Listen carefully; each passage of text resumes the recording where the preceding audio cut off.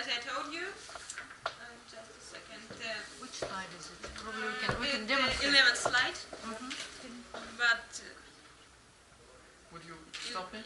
no, next. No, previous one. This one? Yeah. No, next one. Next. Next. The prognosis slide.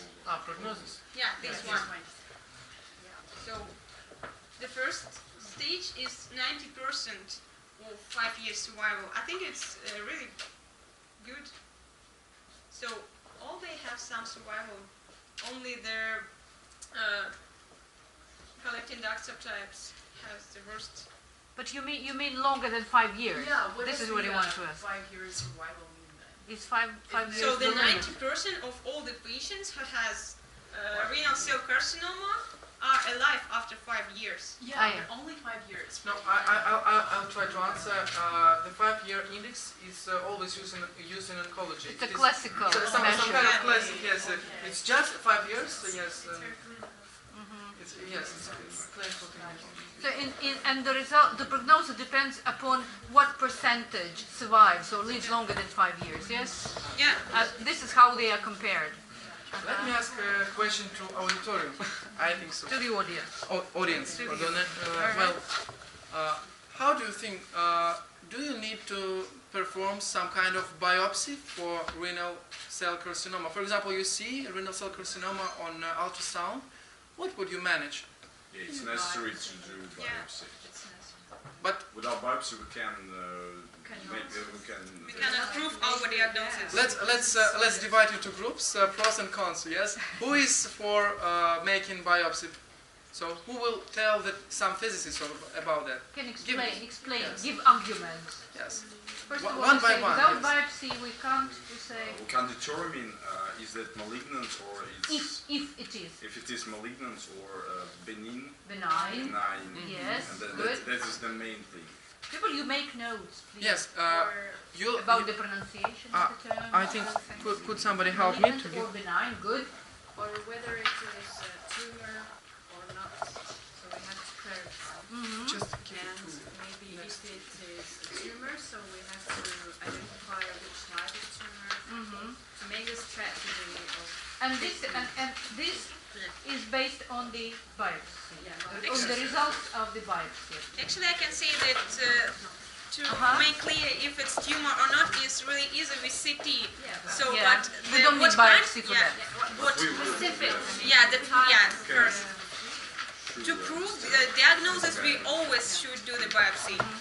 So we heard only one point of view. Yes. Any probably other arguments to Yeah. support the biopsy, the necessity of biopsy. Yes, I have one. All right. Please. The speaker said about histology. Yeah. She had all types of that. Yeah. Four main types. Yes. And we should probably know what type of that. Which particular Yes. type? Depending on histology and biopsy. Actually, sometimes we can guess what it is after making a CT or MRI, because the T2 phase of MRI is really specific. Have a really specific Picture. features.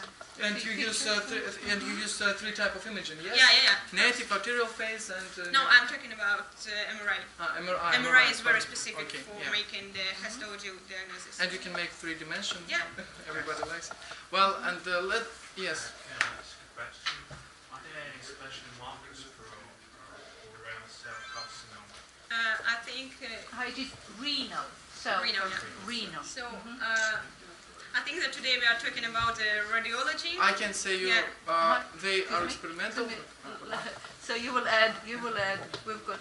Okay, you continue. So maybe laboratory diagnosis are more interested in some oncomarkers of renal cell carcinoma. So what's about me? I can tell only. As for me. As for me, I can only tell you the radiographic features. Okay. But still, they are not used in clinics, neither in Russia nor in the United States or Europe. So it is just as Alina said. She said right that all you need is just computed tomography or MRI. So it is very expensive to make some markers. And I didn't hear the pros thesis arguments. Who doesn't accept the biopsy after seeing some kind of tumor maybe on ultrasound?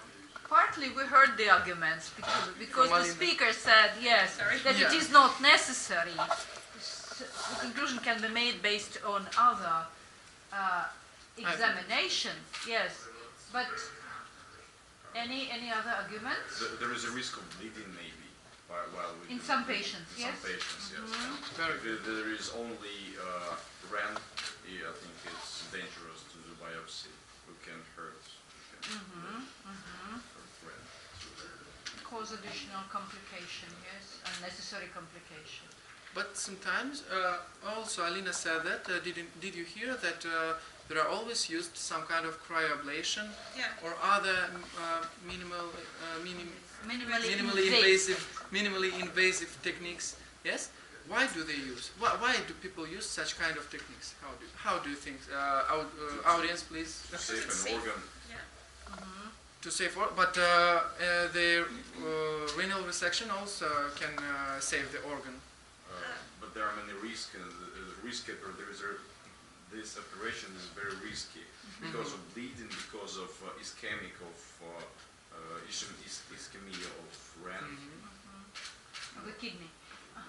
You may say this surgery is associated with a lot of risks, making it better English. What I'd like to say, just imagine a person that has the last kidney and he lives in Russia and he is not able to find another one. It is very difficult for him. So he has a renal tumor on only one kidney. So, and we think, and this tumor can be rather big. And as a surgeon, everybody can be a surgeon, yes, and he thinks, yeah, I should make a partial nephrectomy or nephrectomy because it is very big and very invasive tumor. And Alina said that there are some kind of very less percentage of tumors that are not so malignant, yes? Yeah. We can turn on this histology, my favorite subject. Just a second. Yeah.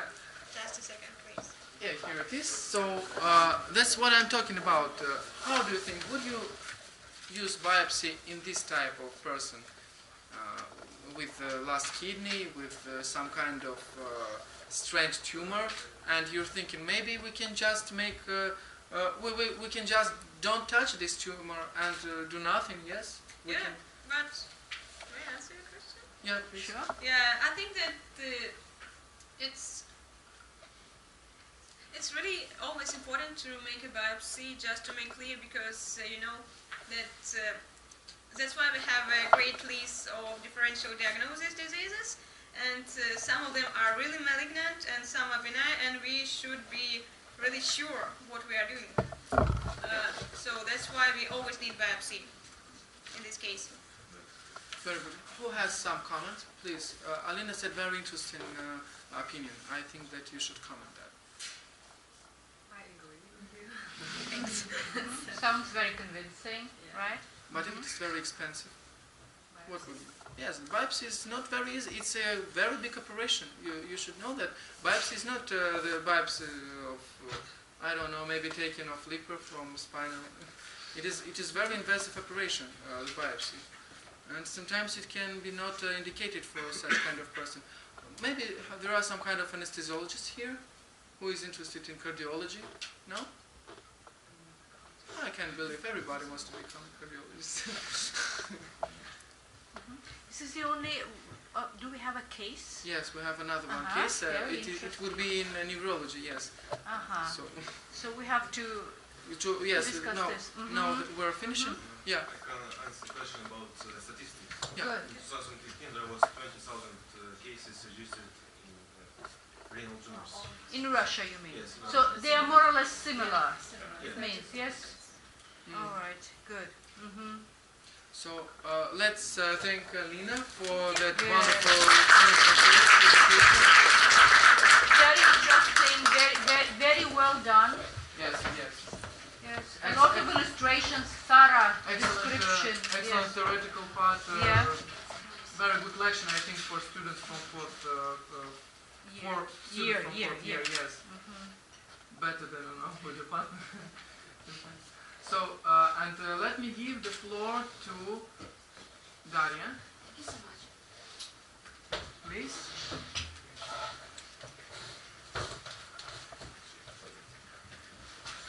Ladies and dear colleagues, I'm really glad to see you all so much.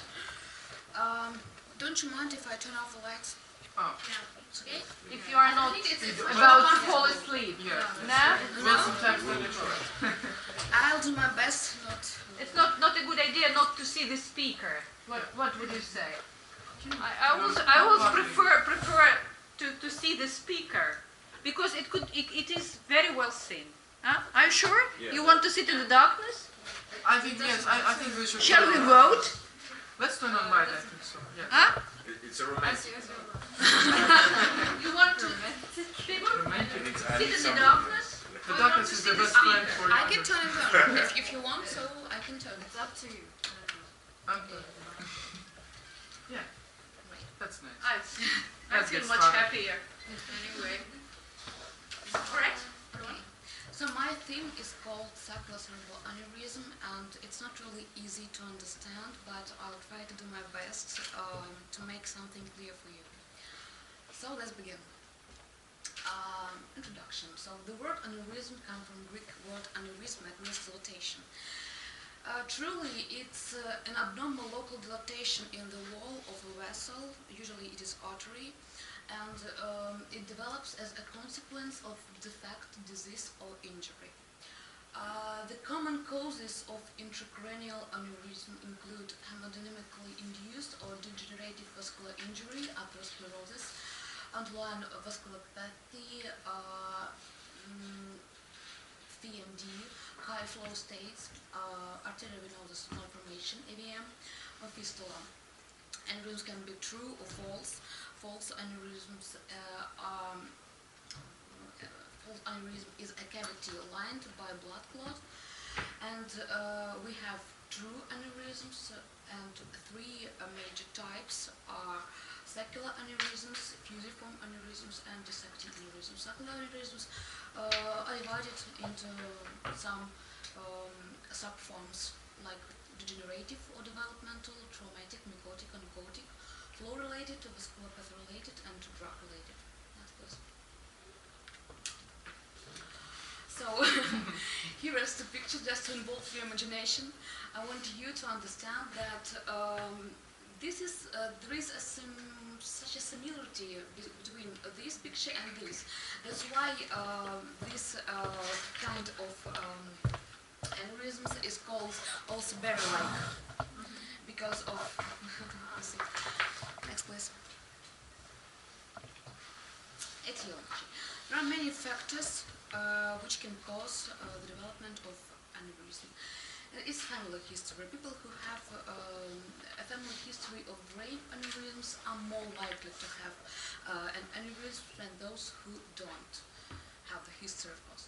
Previous aneurysm, people who have had a brain aneurysm are more likely to have another one. Gender, unfortunately it is so, but women are more likely to have aneurysms than men. Race, African Americans are more likely than whites to have a subarachnoid hemorrhage. High blood pressure, it's not funny. High blood pressure, the risk of subarachnoid hemorrhage is greater in people who have a history of high blood pressure. And of course smoking. In addition to being a cause of high blood pressure, the use of cigarettes may greatly increase the chances to have an aneurysm. So here's a picture where you can see what are the types of aneurysm. Just a little introduction to this picture. You can see that the Saccula or berry aneurysm bulges from one side of an artery. And you can see that this is a neck in the beginning of it grows. Then it is body, and the top is called dome. And this is the most sensitive part. That's why in most cases the dome ruptures and we have different kinds of bleedings. It's very necessary to understand. Here is the dome, but no neck, okay? And yeah. This one. Yeah, yeah. And the dome was The dome is the top. the top one. Yeah. Yeah. With neck. So I have told about some types, and these are types for surgeons. This is fusiform aneurysm. It bulges from all sides of the artery. It has no neck. This is a giant aneurysm. It You can mean in the middle or no. It's upright. upright Yeah. corner? Giant aneurysm, it can involve more than one artery, and it is called giant because it's too big. It's 2.5 centimeters. It's really big. And because it's very seldom, but it has rare. It is really rare, but it has its place. Next, please. Location.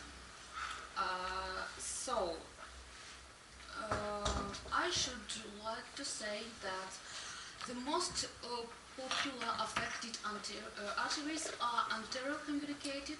It's 30% to 35%, and internal carotid artery, anterior-posterior communicated artery, it's 30% to 35%. The second place goes to middle arterial artery, it's about 20%. Basilar apex 5%, and the fourth place can be divided between vertebro-basilar junction, posterior inferior cerebral artery, and superior cerebral artery. It's about 2 to 3%.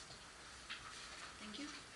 Sizes. So I have told about giant aneurysm, but it's not the only one.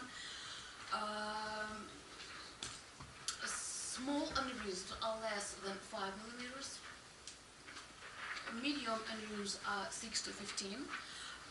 Large are 16 to 25 millimeters. And I have told that giant one is from 25 and larger. Signs and symptoms. Sure that there is a great link between neurological problems and signs and symptoms with people who have an aneurysm and symptoms associated with cerebral aneurysms and CAH. It's, as I think you have understood, it's subarachnoidal hemorrhage, are follows. It's an awful headache.